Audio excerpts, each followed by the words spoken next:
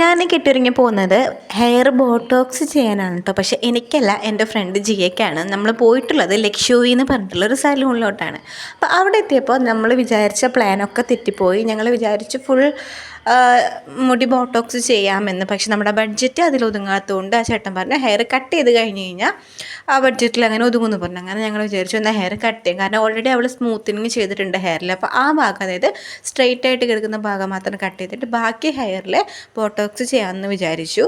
പക്ഷേ അവൾക്ക് butterfly cut ചെയ്യണമെന്ന് പറഞ്ഞ കാരണം മുടിയുടെ ലെങ്ത്ത് കുറച്ചും കൂടി ഒന്ന് ചെറുതായിട്ട് ചുരുങ്ങി കേട്ടോ. ഈ മുടി നമ്മൾ വിഗ് ഉണ്ടാക്കാൻ വേണ്ടി വീട്ടിലോട്ട് കൊണ്ടുവന്നിട്ടുണ്ടേ.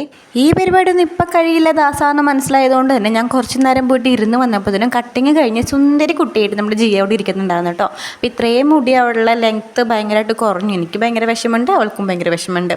പറഞ്ഞിട്ട് കാര്യമില്ല. അപ്പോൾ ഇനി പിന്നത്തെ ഉണ്ടായിരുന്നത് ഹെയർ കളറിങ് ആണ്. കുറച്ച് ഭാഗം മാത്രമാണ് അവൾ കളർ ചെയ്തിട്ടുള്ളൂ.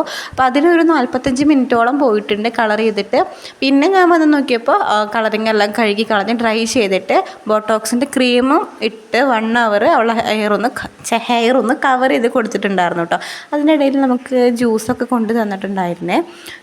അടിപൊളി സർവീസാണ്. സർവീസിനെ പറ്റി പറയാതിരിക്കാൻ വയ്യ. പിന്നെ 1 അവർ കഴിഞ്ഞ് അവളെ ഹെയർ ആ ക്രീമോട് തന്നെയാണ് അവർ ഡ്രൈ ചെയ്യുന്നത്. വാഷ് ചെയ്തിട്ടില്ല, ആ ക്രീം ഇട്ടിട്ട് തന്നെയാണ് ഡ്രൈ ചെയ്യുന്നത്.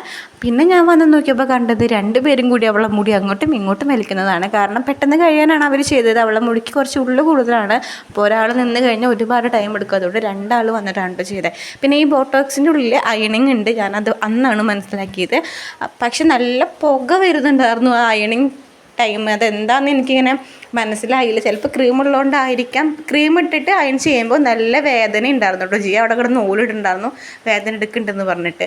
പിന്നെ ഫൈനൽ സ്റ്റെപ്പാണ് ഹെയർ വാഷ് ചെയ്തിട്ട് ഡ്രൈ ചെയ്ത് സെറ്റ് ചെയ്യൽ. സെറ്റിങ് കഴിഞ്ഞപ്പോൾ പുള്ളിക്കാരിയുടെ ഹെയർ എനിക്ക് ഒത്തിരി ഇഷ്ടപ്പെട്ടു. നിങ്ങൾക്ക് ഇഷ്ടപ്പെട്ടെങ്കിൽ കമൻറ്റ് ചെയ്യൂ കേട്ടോ. ഭയങ്കര രസമുണ്ടായിരുന്നു കാണാനായിട്ട്.